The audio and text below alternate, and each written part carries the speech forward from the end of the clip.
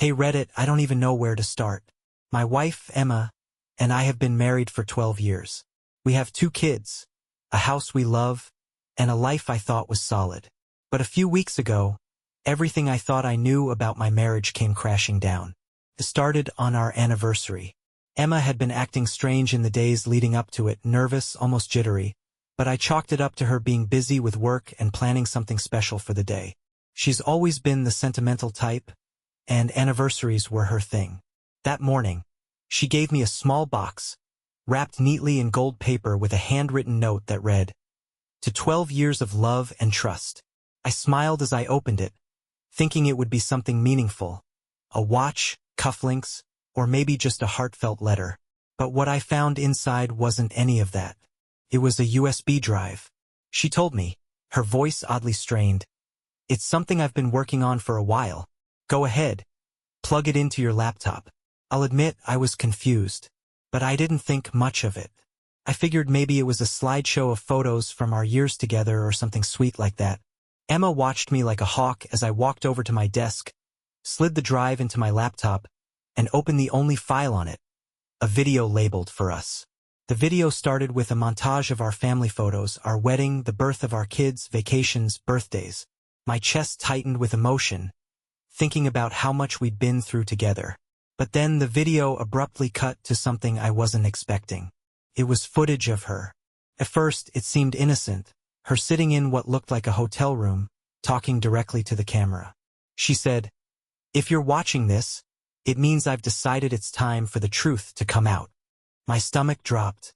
Her voice was shaky, her hands fidgeting in her lap. "I know I've been distant lately," she continued, "and I owe you an explanation. There's something you need to see." The screen shifted to grainy footage from a hotel security camera. At first, I didn't understand what I was looking at. The footage showed a woman, Emma, walking into a hotel room. She wasn't alone. A man followed her inside. I froze. My brain couldn't process what I was seeing. The video didn't show anything explicit, but it didn't need to. It cut to another scene, then another, different nights, different hotels, but the same man. Each clip felt like a punch to the gut. By the time the video ended, I was shaking. I turned to Emma, who was standing behind me with tears streaming down her face. "I wanted you to find out from me," she said. I didn't even know how to respond. My mind was a whirlwind of anger, betrayal, and heartbreak. Why would you do this?" I managed to choke out. Her explanation only made it worse. I stared at her, waiting for her to explain herself, but she just stood there, looking at me like a guilty child caught in a lie. Finally, she said, "I didn't want you to find out from anyone else. I thought this was the best way to tell you, so you'd see everything for what it was." "For what it was?" I repeated, my voice rising.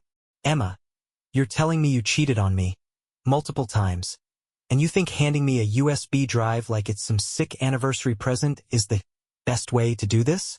Tears streamed down her face, but I didn't feel any sympathy. "I wasn't trying to hurt you," she stammered.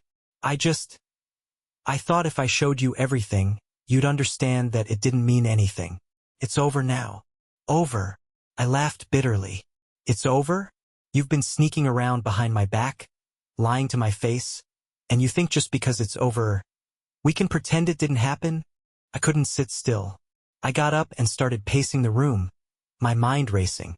The images from the video replayed in my head like a broken record. The way she smiled at him, the way she touched him, it was haunting.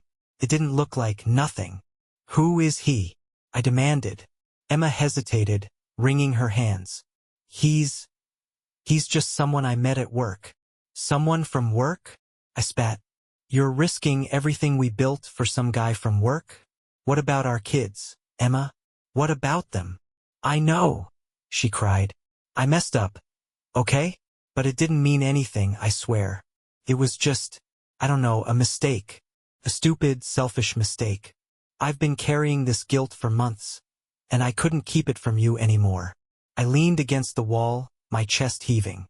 I didn't know whether to scream, cry, or walk out and never come back. "You couldn't keep it from me? So what, the guilt got too heavy, and you decided to dump it on me like this?" On our anniversary. She tried to come closer, but I held up my hand to stop her. Don't, I said coldly. But then, something about her demeanor shifted. She stopped crying, straightened her shoulders, and looked at me with a hint of defiance. You're right, she said. I should have told you sooner. But before you judge me, maybe you should take a look in the mirror. What the hell is that supposed to mean? She took a deep breath. I've been unhappy for a long time, and you didn't even notice. You've been so consumed with work, with your hobbies, with everything but us. I tried to talk to you so many times, but you brushed me off. I felt invisible, like I didn't matter anymore. Oh, so now this is my fault? I shot back. You're blaming me for your decision to cheat?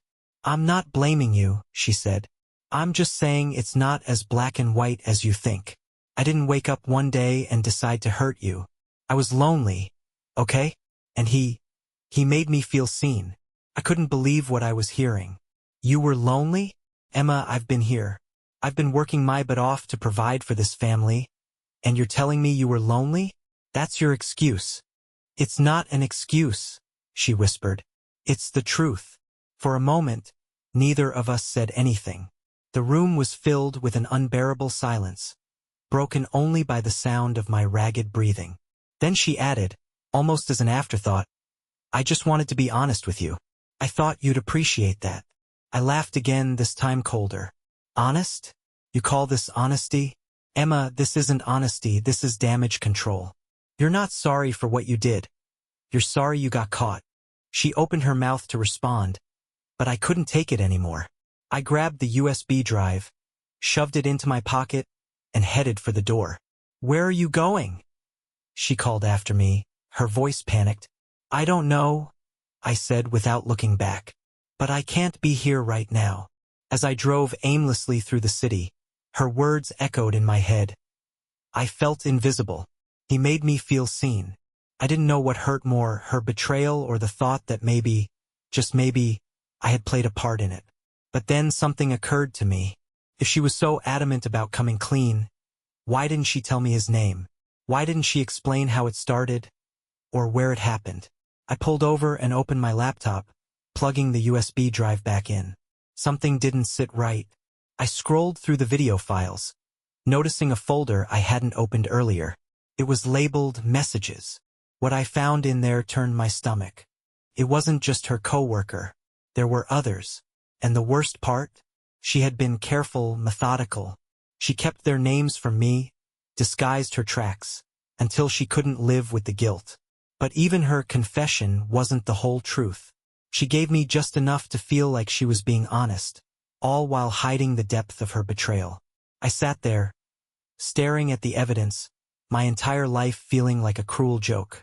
How long had I been the fool? How long had she been smiling at me with lies behind her eyes? I didn't go home that night. I stayed at a motel, ignoring her calls and texts. By the next morning, I had made my decision.